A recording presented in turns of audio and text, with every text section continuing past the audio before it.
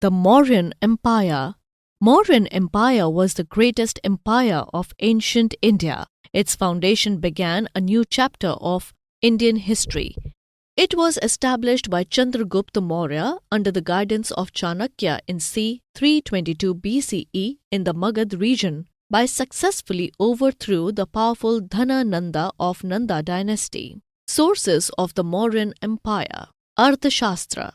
It is a major literary source of the Mauryan Empire.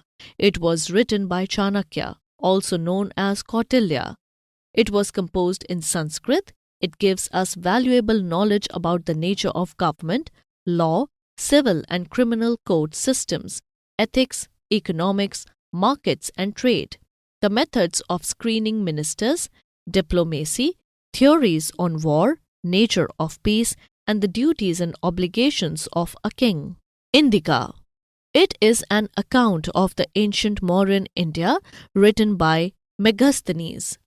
Indica depicts India as a rich and prosperous country abound with precious natural resources during the Maurya Empire. Other sources. The Puranas, Buddhist literature, and Jain literature are major literary sources of the Mauryan Empire.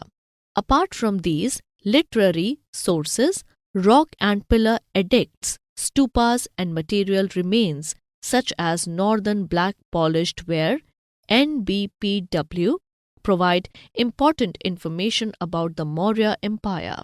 In his later years, Chandragupta accepted Jainism and became an ascetic. He made his son Bindusara as king and accompanied Jain saint Bhadrabahu to Karnataka. Later he died by following the ritual of Salekhana, that is, fasting till death, at Chandragiri Hill in Shravana Belagola in c. 295 BCE. Ashoka.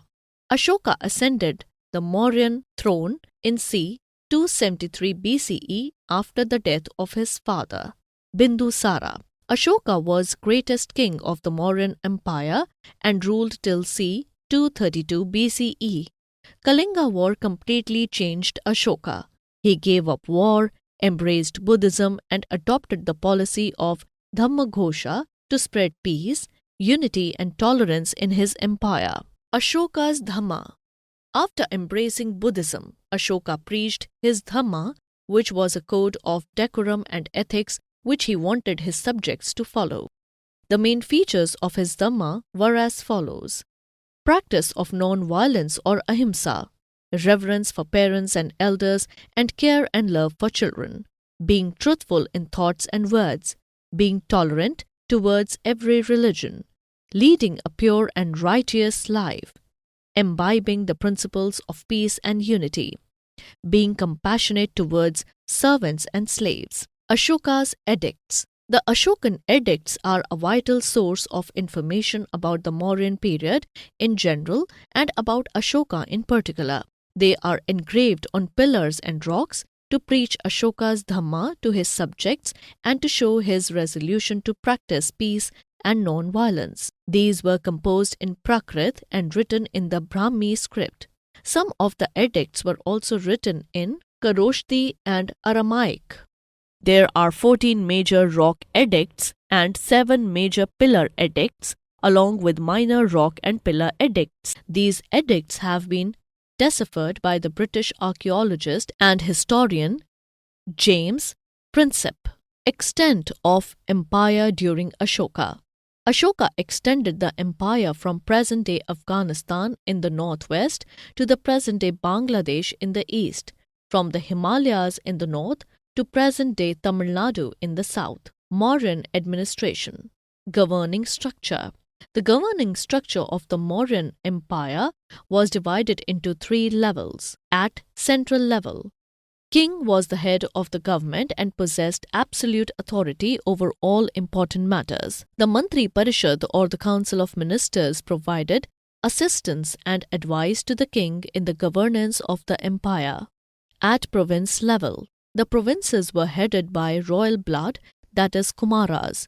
He was assisted by Mahamatras or governors. At local level, administration is managed and taken care of by the Pradeshikas, Rajukas, and Yuktas. At town level, it was looked after by Nagakaras and at the village level by Gramikas. Military. The Mauryan administration was notable for maintaining a huge, well-equipped army. The king was the head of the army. The commander-in-chief of the entire military was called Senapati, and his position was next to that of the king. Revenue. Revenue from land and trade was the main source of income. Tax was collected in both cash and in kind. It was fixed between 1/6 and 1/4 of the produce. Mauryan art and architecture. Art and architecture of the Maurya Empire was characterized by the construction of pillars, stupas, viharas, and rock-cut caves, as well as the splendid capital city of Pataliputra. The line capital pillar at Sarnath is one of the best specimens of Mauryan architecture. Decline of the Mauryan Empire. Weak and inefficient successors to the Ashoka led the empire to its decline by weakening the central authority. The Brahmins revolted due to the neutral policies of Ashoka. Foreign invasions from the northwest frontier added to the worries of the empire. The policy of non-violence made the empire weak and vulnerable to internal as well as external threats. There was financial crunch in the state due to the huge grants given to Buddhist monks to spread the message of Buddhism. The final blow came in c. 185 BCE when Brihadratha, the last Mauryan ruler, was killed by Pushyamitra Sunga, the commander-in-chief of his army. During Mauryan period, the Indian subcontinent was unified for the first time ever as an empire.